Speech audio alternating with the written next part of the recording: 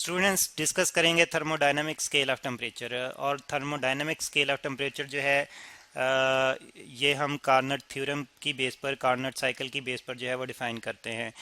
अब Carnot cycle की base पर हम किस तरह से thermodynamic temperature of scale of temperature है डिफाइन कर सकते हैं। तो स्टूडेंट्स हम जानते हैं, अगर कार्नट साइकिल को फॉलो करते हुए एक इंजन जो हम डेवलप करते हैं जिसको हम कार्नट इंजन कहते हैं, उसकी अगर एफिशिएंसी फाइंड आउट करना चाहें तो वो एफिशिएंसी जो है हमारे पास सिंपली जो हीट उसने ऑब्जर्व की है या जो हीट हमने उसको दी है और जो हीट उसने इवॉल्व की है इन्वायरमेंट में, सिंपली उनकी रेशियोज पे डिपेंड करती है। Q2 वो हीट है जो उसने कोल्ड रिजर्वायर को ट्रांसफ़र की है और Q1 वो हीट है जो उसने ऑब्जर्व की थी। तो इस और यहाँ पे फिर हम देखते हैं कि एफिशिएंसी जो है, जो उसकी वर्किंग जो है, वो सिर्फ हीट ऑब्जर्व और हीट इवॉल्व पे डिपेंड कर रही है, उसकी सब्सटेंस की नेचर पे डिपेंड नहीं कर रही। ठीक है, फिर हम एक चीज़ और भी देखते हैं कि यही रेशो जो है ये टेम्परेचर्स की फॉर्म में भी हम लिख सकते हैं।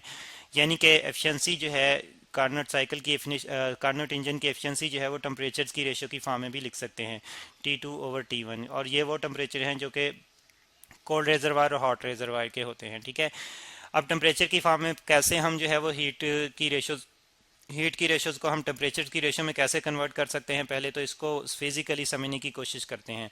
देखें, हम जानते हैं कि किसी सिस्टम को अगर हम जो है वो हीट देते हैं तो उसकी इंटरनल एनर्जी में इजाफा होता है, और इसकी इंटरनल एनर्जी में जब इजाफा होता है तो उसकी एक्चुअली काइनेटिक एनर्जी बढ़ जाती है। काइनेटिक एनर्जी बढ़ जाती है तो इस तरह से हम जानते हैं कि काइनेटिक एनर्जी जो है ये डायरेक्टली रिलेटेड है टेम्परेचर से। ठीक है, अगर काइनेटिक एनर्जी बढ़ती है तो टेम्परेचर बढ़ेगा।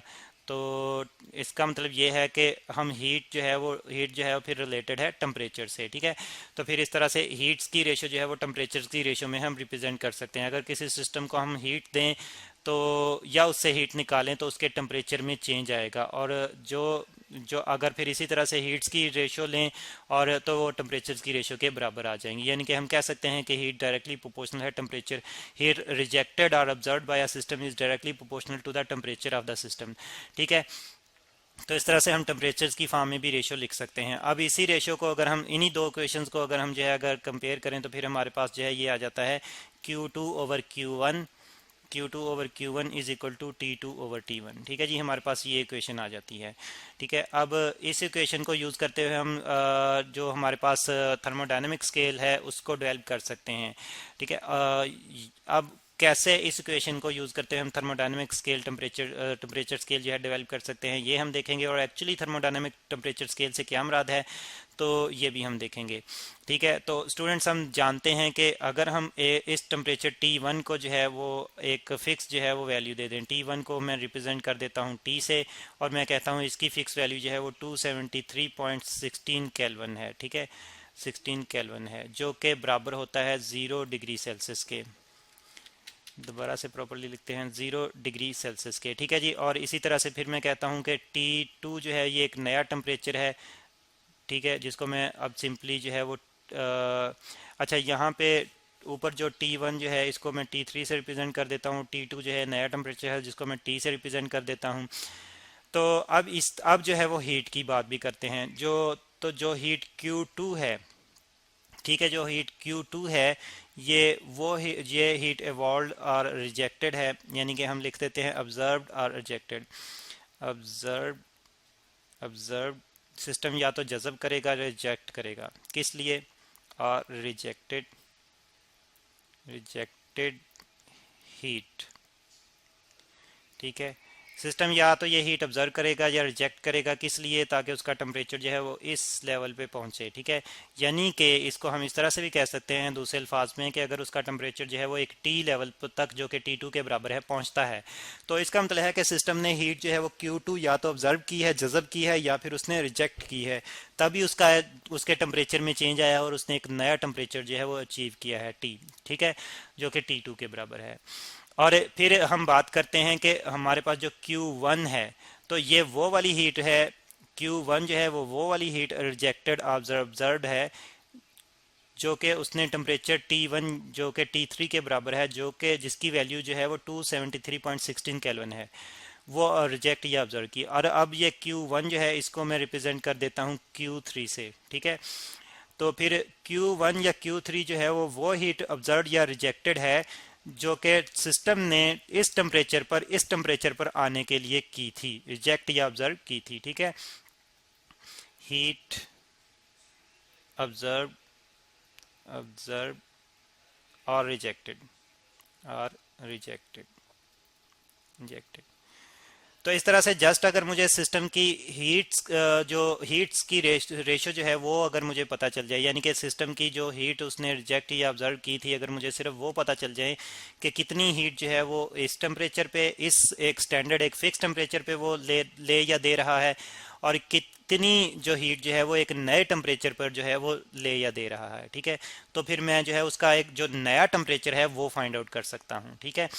कैसे, अब यही जो वैल्यूज़ मैंने यही चीज़ें जो यहाँ पे लिखी हैं, इसको अगर मैं पुट करूँ इस इक्वेशन में वापस पुट करूँ, तो फिर हम देखते हैं कि क्यू ये जो टेम्परेचर को जो है वो हम लेफ्ट साइड पे टेम्परेचर की रेशो को लिखेंगे, और T2 जो है इसको मैंने रिप्रेजेंट किया हुआ है T से डिवाइड बाय, और T1 जो है ये T3 के बराबर है, और इसकी वैल्यू जो है वो मैं पुट कर देता हूँ यहाँ पे 273.16 केल्विन जो हमने ली हुई है ये। तो ये इज इक्वल टू होगा हमारे पास Q2 ओवर Q1 के, और Q2 जो है इसको Q2 को जस्ट मैं जो है वो Q से रिप्रेजेंट कर देता हूँ, Q से, ठीक है। और Q1 जो है इसको मैंने Q3 से रिप्रेजेंट किया हुआ है, ठीक है, तो Q3 आ जाएगा, ठीक है। तो अब मैं क्या करूँगा, ये वाला जो यहाँ पे डिवाइड हो रहा है इसको राइट साइड पे शिफ्ट करूँगा तो मल्टीप्लाई होगा, तो मेरे पास temperature T is equal to आ जाएगा 273.16 kelvin into Q over Q3, ठीक है जी। तो इस तरह से स्टूडेंट्स ये जो है मेरे पास ये जो इक्वेशन है, इससे मैं कोई भी नया टेम्परेचर जो है फाइंड आउट कर सकता हूँ। मुझे करना क्या होगा, मुझे एक तो इस टेम्परेचर पे इस वैल्यू टेम्परेचर की इस वैल्यू 273.16 केल्विन टेम्परेचर की वैल्यू पे मुझे सिस्टम में हीट चेक करनी पड़ेगी, कितनी उसमें से हीट जो है वो निकली या खारिज या जज्ब हुई है, ठीक है। और जो टेम्परेचर मैंने नया चेक करना है टेम्परेचर, तो उस पे भी मुझे जो है वो हीट जो है वो देखनी पड़ेगी कितनी उसमें ऑब्जर्व या इवॉल्व हुई है, ठीक है। तो मैं फिर जो है वो ये इक्वेशन यूज़ करते हुए मैं वो नया टेम्परेचर जो है फाइंड आउट कर सकता हूँ, सिर्फ मुझे हीट्स जो है वो उनकी अमाउंट चेक करनी पड़ेगी, ठीक है। तो इस तरह से फिर मैं देखता हूँ कि मुझे नेचर ऑफ सब्सटेंस पे, फिजिकल स्टेट ऑफ सब्सटेंस की जो है वो ज़रूरत नहीं है, फिजिकल स्टेट जो है वो चेक करने की ज़रूरत नहीं है। अब यहाँ पे फिजिकल स्टेट जो है वो उसका क्या कॉन्सेप्ट है वो हम समझेंगे, लेकिन इससे पहले हम ये समझ लेते हैं कि इस स्केल का, ये जो हमने स्केल बनाई है इस स्केल का जो है वो हमें यूनिट क्या होगा। तो स्टूडेंट्स हम जानते हैं कि ये तो रेशोज़ हैं, और हीट जो है ये एनर्जी है, तो जॉल ओवर जॉल की रेशो जो है कैंसिल आउट होकर हमारे पास जो है वो यूनिट कैंसिल आउट हो जाते हैं, बाकी यूनिट बचते हैं सिर्फ केल्विन के। तो इसका मतलब यह है कि ये वाली स्केल जो है ये केल्विन यूनिट में जो है हम मेजरमेंट करेंगे, इस स्केल पे टेम्परेचर जो है हम केल्विन यूनिट में मेजर करेंगे, ठीक है, केल्विन में। तो स्केल के यूनिट केल्विन है, ठीक है। अब दूसरी बात करते हैं Q3 की, और इस खास टेम्परेचर की जो कि हमने फिक्स किया है कि यही टेम्परेचर जो है हमने क्यों फिक्स किया है। तो स्टूडेंट्स एक्चुअली ये वाला टेम्परेचर जो है ये 273.16 केल्विन टेम्परेचर जो है जिस पे हीट जो है वो Q3 जो है वो सिस्टम ऑब्जर्व या इवॉल्व करेगा, ये actually triple point of water कहलाता है, triple point of water, point of water. अब ट्रिपल पॉइंट ऑफ वाटर से क्या मुराद है, तो एक्चुअली स्टूडेंट्स इस टेम्परेचर पे वाटर जो है वो आइस फॉर्म में भी होता है, वाटर जो है वो लिक्विड फॉर्म में भी हमें मिलता है, लिक्विड फॉर्म में भी, और इसी टेम्परेचर पे वाटर जो है वो वेपर्स फॉर्म में भी हमें मिलता है। तो आप खुद से भी जो है ये ऑब्जर्वेशन कर सकते हैं कि आप जो है वो आइस जो है वो 0 डिग्री C पे अगर रखें तो आपको उसमें से वेपर्स निकलते हुए भी नज़र आएंगे, वो लिक्विड में कन्वर्ट होता हुआ भी नज़र आएगा, और आइस भी जो है आपके पास होगी।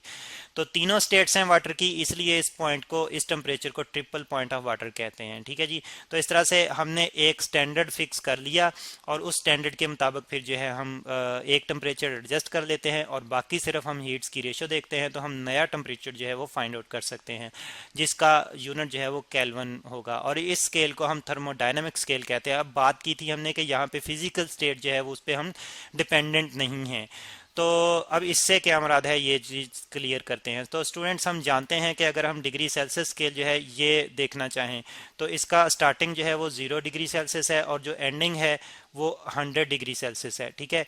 और हम जानते हैं कि 0 डिग्री सेल्सियस जो है इसमें वाटर की फिजिकल स्टेट चेंज होती है आइस लिक्विड में, यानी कि आइस टू लिक्विड या लिक्विड टू आइस, ठीक है, ice to liquid, solid to liquid या लिक्विड टू आइस, ठीक है।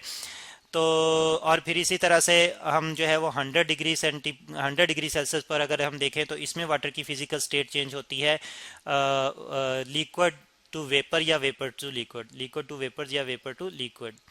तो इस तरह से, क्योंकि ये वाली स्केल जो बनाई जाती है सेंटीग्रेड स्केल, ये डिपेंड करती है वाटर की फिजिकल स्टेट्स पे।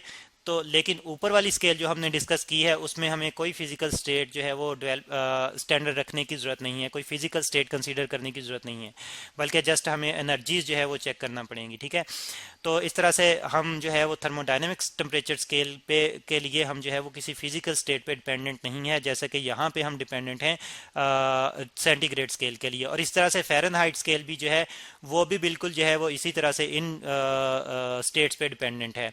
उसका जो स्टार्टिंग 32 फ़ारेनहाइट हम लेते हैं वो भी आइस लिक्विड इस स्टेट पे डिपेंडेंट है, और इसीलिए इसी तरह से उसका जो अपर पॉइंट 212 फ़ारेनहाइट लेते हैं तो वो भी वाटर के जो है वो फिजिकल स्टेट पे डिपेंडेंट है।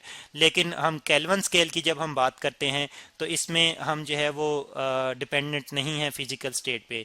तो अब इसको थर्मोडायनेमिक स्टेट स्केल जो है वो इसलिए भी कहते हैं कि यहाँ पे हम सिर्फ हीट का इन और आउटवर्ड फ्लो जो है वो देखते हैं, तो सिर्फ उसकी बेस पर जो है हम सिस्टम का टेम्परेचर जो है वो मेजर कर सकते हैं।